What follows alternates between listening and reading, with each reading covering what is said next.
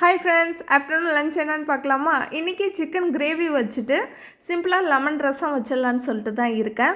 Chicken கிரேவிக்கு maximum பார்த்திங்கன்னா சின்ன வெங்காயம் போட்டு வச்சிங்கன்னு வச்சுங்க, கிரேவியோட டேஸ்ட் வந்து சூப்பராக இருக்கும்.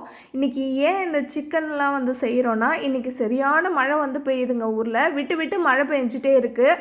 இந்த குளிருக்கு நல்லா காரசாரமாக சிக்கன் கிரேவி வச்சு சாப்பிட்டா சூப்பராக இருக்குமே அப்படின்னு சொல்லிட்டு தான் இன்றைக்கி வந்து சிக்கன் வந்து வாங்கியிருந்தோம். உங்கள் ஊர்லலாம் மழை பெய்யுதா என்னன்ட்டு கமெண்ட் பாக்ஸில் கமெண்ட் பண்ணுங்கள். வாங்க இப்போ லெமன் ரசம் செய்யலாமா? அதுக்கு வந்து அம்மியில் வந்து ஒரு 2 ஸ்பூன் அளவுக்கு ஜீரகம் வந்து சேர்த்துப்போம். 1 ஸ்பூன் அளவுக்கு மிளகு வந்து சேர்த்துக்கிறேன். உங்களுக்கு காரம் கொஞ்சம் கூட வேணும்னா மிளகு கொஞ்சம் கூட சேர்த்துங்க. சேர்த்துட்டு 1 2மா அதை வந்து அம்மியில் வந்து மசிச்சுக்கலாம்.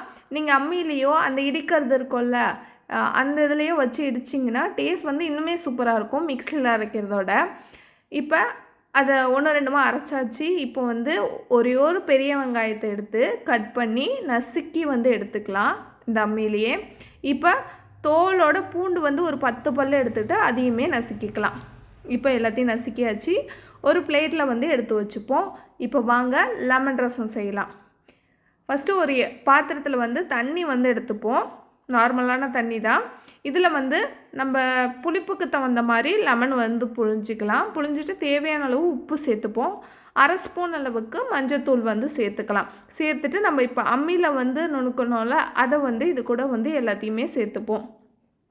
சேர்த்துட்டு நல்ல பழுத்த பழமாக, அதாவது தக்காளி பழம் பழுத்த பழமாக எடுத்துட்டு அதை கையால் நல்லா மசிச்சு விட்டுக்கலாம். இப்போ தாளிப்பு ரெடி பண்ண வேண்டியது தான். அடுப்பில் வந்து வானல் போட்டுட்டு 1 ஸ்பூன் அளவுக்கு எண்ணெய் ஊற்றி அதில் 2 போல் பட்டை மிளகா, கொஞ்சமாக வந்து கடுகு வந்து சேர்த்துக்கலாம். பொரிஞ்சோடனே பெருங்காயம் சேர்த்துட்டு நம்ம கரைச்சி வச்சுருக்கதை இது கூட சேர்த்துக்கலாம். பெருங்காயம் வந்து 1 ஸ்பூன் அளவுக்கு சேர்த்துக்கணும். இது வந்து கடைசியாக கொத்தமல்லி, புதினா, கருவேப்பிலையெல்லாம் போட்டு லைட்டாக ரசம் வந்து பொங்கி வந்தால் போதும், கொதிக்க விட்டுறாதீங்க.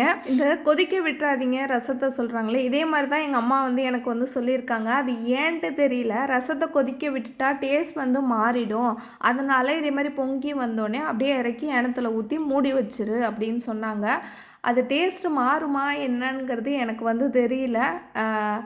அது வந்து அப்படிதானா என்னன்ட்டு கமெண்ட் பாக்ஸில் கமெண்ட் பண்ணுங்கள் யாராச்சும் தெரிஞ்சால். இன்னையோட ரெசிபி என்னென்னா சுட சுட சாதம். சுட சுட சாதம் இல்லைங்க, காலைல பசங்களுக்கு வடித்த சாதம் தான்.